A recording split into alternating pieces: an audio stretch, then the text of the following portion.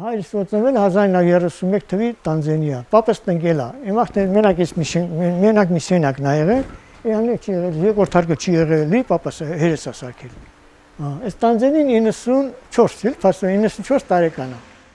Մեղրիի տարածաշրջանի Լեհվաս գյուղի միայն տանձը չէ, որ համեղ է, այստեղ այգիները լի են քաղցրահամ մրգերով, կերակշռում են արքայանարինջը, թուզն ու նուռը։ Ներսես Աղաբեկյանը թոշակառու է, խնամում է տնամերձ այգին և գյուղին կից 2000 մետր հողատարածքը, որտեղ միայն արքայանարինջ է աճեցնում։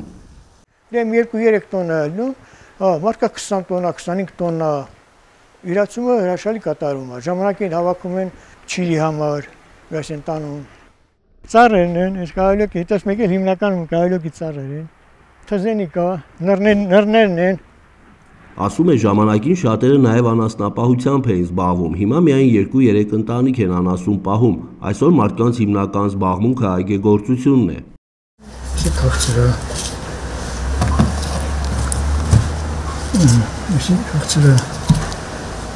Այս խաղը շամի չէ, այս թուզ է, այդպես թուզը քիչ ունենք, Այդ արդեն կահալյոկի չիր կանենք, էլի կտորովի, կախով էլ ենք անում, տան համար անում ենք։ Լեհվազի վարչական ղեկավար Ռոմիկ Պողոսյանի պնդմամբ ամեն ինչ համակարգված է, իրացման հետ կապված խնդիրներ չկան, տանում են և միրգը և չիրը։ Գալիս են, խոսում են, հիմնականում չիրն է,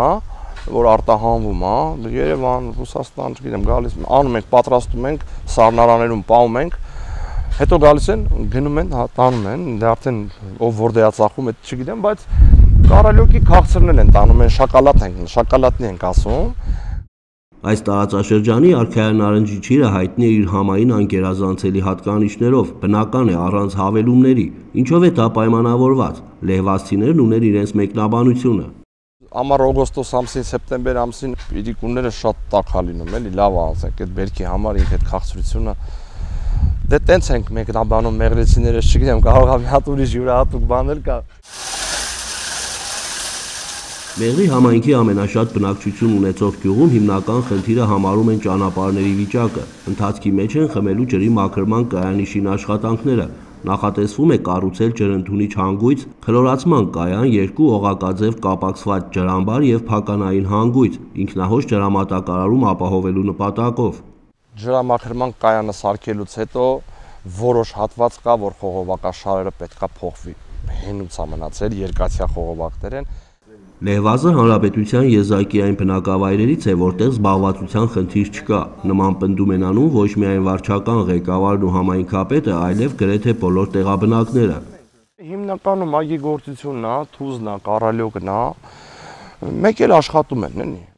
Աշխատում են տարբեր ուժային կառույցներում, ձեռնարկություններում, հանքերում, չրանոցներում և այլուր։ Ռոմիկ Պողոսյանի վստահեցմամբ անգամ աշխատուժի կարիք կա։ Շատերը ներգրավված են հյուսիս-հարավ Միջանցքի 4-րդ տրանշի Քաջարան-Ագարակ հատվածի շինաշխատանքներին, համատեղելով շինարարի և այգեգործի աշխատանքը։ Ինչ վերաբերում է ճանապարհին, ապա ըստ Մեղրի համայնքի ղեկավար Խաչատուր Անդրեասյանի այն ավարտուն տեսք կստանա մինչև 2030 թվականը։